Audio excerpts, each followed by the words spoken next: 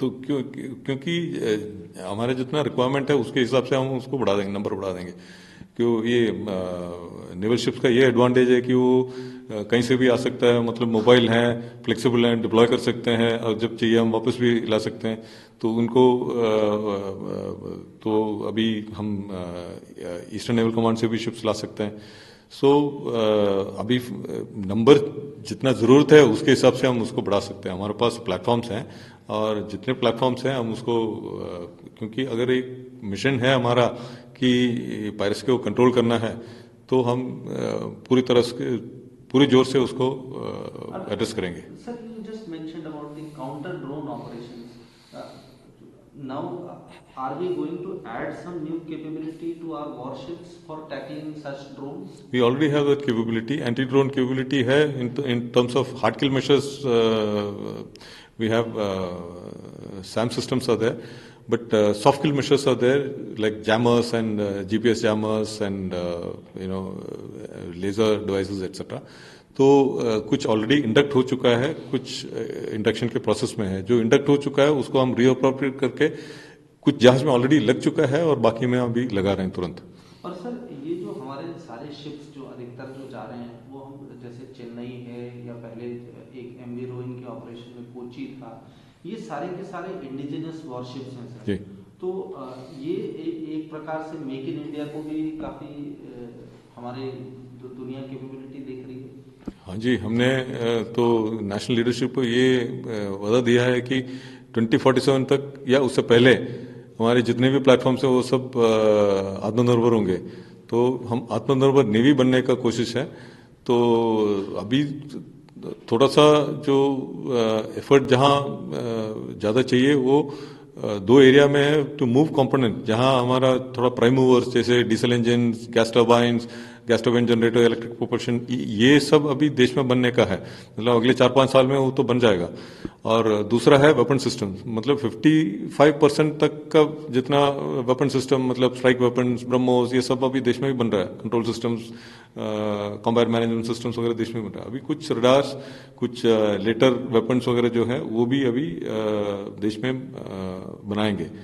तो फिर हमारा डिपेंडेंस ज़्यादा नहीं होगा बाहर के किसी भी इंडस्ट्री के ऊपर। तो इसी से जुड़ा एक जो आपसे सवाल था कि यूक्रेन का भी काफ़ी कॉन्फ्लिक्ट चल रहा है रशिया से, और इंजन्स की जो मेंटेनेंस या जो सप्लाईज थी उनमें काफ़ी उसमें तकलीफ आ रही थी पिछले कुछ समय में, जब इनका पिछले लगभग 2 साल से लगभग इनकी लड़ाई चल रही। उसके बावजूद हम इतने शिप्स का मेंटेनेंस या उनका ऑपरेशन में डिप्लॉय करने में कोई समस्या या किसी इस वजह से? नहीं, ये सही बात है कि हमारे कई जहाज के जो इंजन जो है वो यूक्रेन से हैं। लेकिन एक तो है, हम कई सालों से ये हमारी ये कोशिश रही है कि स्पेयर्स देश में बने। तो अंडर लाइसेंस काफ़ी स्पेयर्स जो है वो देश में ही बन रहा है।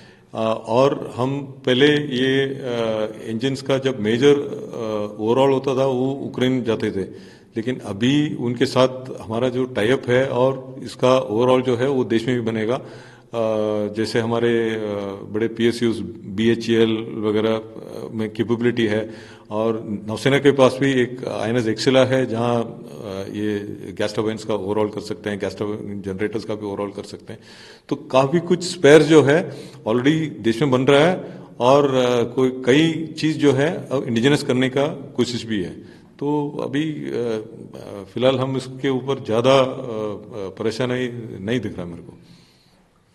सर, एक नौसेना पहली सर्विस थी जिसने कि लीज ऑप्शन का इस्तेमाल करके MQ-9 प्रेडेटर्स को लीज किया था, लगभग आज से 2 साल पहले। और कल हमने देखा और कि किस प्रकार से आपने उसका इस्तेमाल किया। तो कैसी, मतलब लगता है कि नौसेना ने एक अच्छी कैपेबिलिटी? ये बहुत अच्छी कैपेबिलिटी है, पिछले 3 साल से हम यूज़ कर रहे हैं।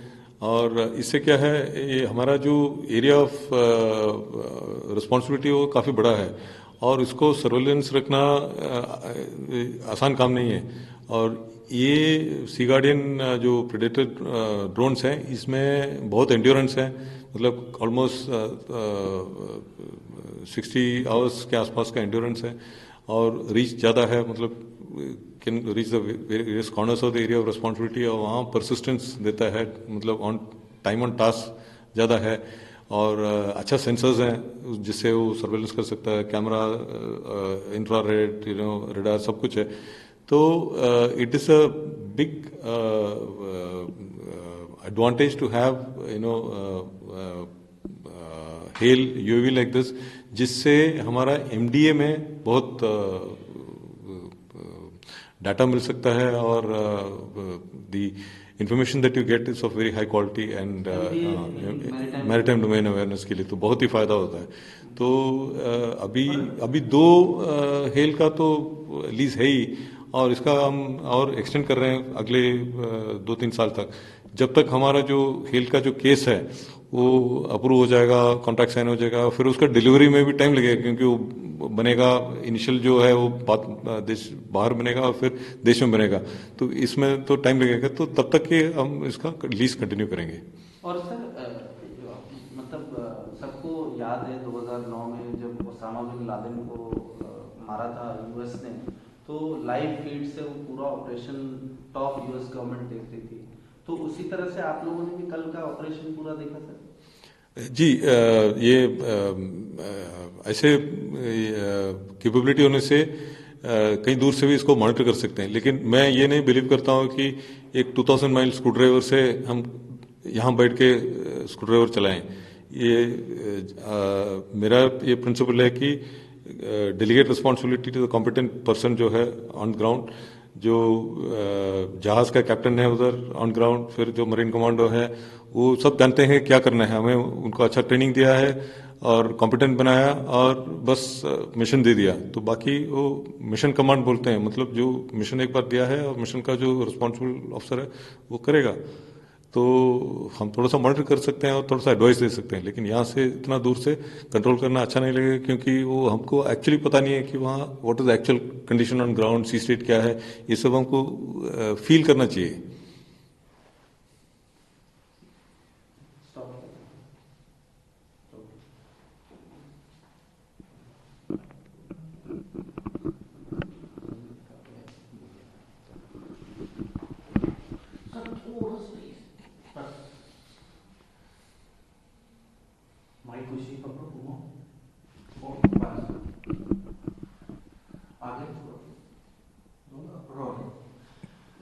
सर, जब 15 भारतीयों को बचाया, तो उस वक्त जब नौसेना, आप लोग जो टॉप ब्रास है नौसेना का, आप हैं नौसेना प्रमुख हैं, तो दिमाग में क्या विचार था सर, और क्या सोच थी जब इस ऑपरेशन के लिए आप लोगों ने सब जगह से कंसेंट लिया, तो क्या सोच थी आपके मन में? तो हमारे मन में यही सोच था कि हमारा नेशनल इंटरेस्ट जो है जहाँ भी हो उसको प्रोटेक्ट करना हमारा कर्तव्य है, और वो हम करते रहेंगे। तो हमारा जब ये क्रू इंडियन है, वैसे वो इंडियन फ्लैग शिप नहीं था और अब किसी और फ्लैग के लिए काम कर रहे थे, लेकिन वो है ही इंडियन, और हमारे एक्सपैट्रिएट्स हो, बाकी कहीं देश में भी हो, तो ये नेशनल पॉलिसी यही रहा कि उनका जब भी वो डिस्ट्रेस में है उनको मदद करना। जैसे सूडान में हमने देखा कि यूक्रेन में देखा है कि उनको इवैक्यूएट करना, ये सब नेशनल पॉलिसी था। तो सेम उसके हिसाब से हम ये चैलेंज लेते हैं कि अब ये हमारे देशवासियों को कहीं से लाना है, तो ये हमारा कर्तव्य है, specially if it is in the maritime domain, तो हम पूरी कोशिश करेंगे इसके लिए। और बाकी नौसेनाएं इस पूरे ऑपरेशन के बाद भारतीय नौसेना से क्या कह रही हैं, या उनकी क्या उम्मीद है, जो इतनी दूर तक ऑपरेशन नहीं कर सकते और उनके भी यहाँ मैरीटाइम इंटरेस्ट हैं इस एरिया में, मर्चेंट वेसल्स या ट्रेड कार्गो शिपिंग के? देखिए, मैं ये नहीं जानता हूँ कि उनका क्या कंपल्शन है या उनका क्या नेशनल डायरेक्टिव्स है, क्योंकि हर नेशन का कोई ना कोई पॉलिसी होता है और कोई डायरेक्टिव्स होता है कि अपना आर्म फोर्सेस के लिए। तो हमारे लिए तो लेकिन एकदम साफ है, क्योंकि अभी वो एंटी पायरेसी एक्ट जो है, जो हमारे नेशनल लीडरशिप ने पास किया है, तो उससे एकदम साफ है कि पायरेसी तो होने ही नहीं देना है हमारे एरिया में।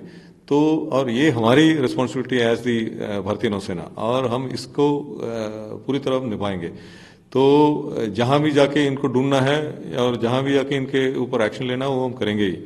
सो ये डायरेक्टिव्स जो है मैं नौसेना को दिया हूं कि you will take action and to prevent piracy at any cost. So this is very clear, and we have been enabled to a great extent by this Anti-Piracy Act, which is not there in most countries. Very few countries have passed an act like this, और हमारे लिए इसका बहुत फायदा है, और क्योंकि we want to keep Indian Ocean region safe and secure. और आपको पता है कि जिससे पायरेसी अटैक हो जाता है तो इंश्योरेंस रेट बढ़ जाता है, तो फ्रेट चार्जेस बढ़ जाता है, उससे क्या है हमारा जो गैस का कीमत बढ़ जाता है, पेट्रोल डीजल सबका कीमत बढ़ जाता है, तो या जो भी आइटम्स हम एक्सपोर्ट कर रहे हैं इंपोर्ट कर रहे हैं सबका cost. So if you see Bharat में तो this is not had no effect, in fact शायद petrol price are coming down in India. So we are doing a best to make sure that the Indian Ocean remain safe.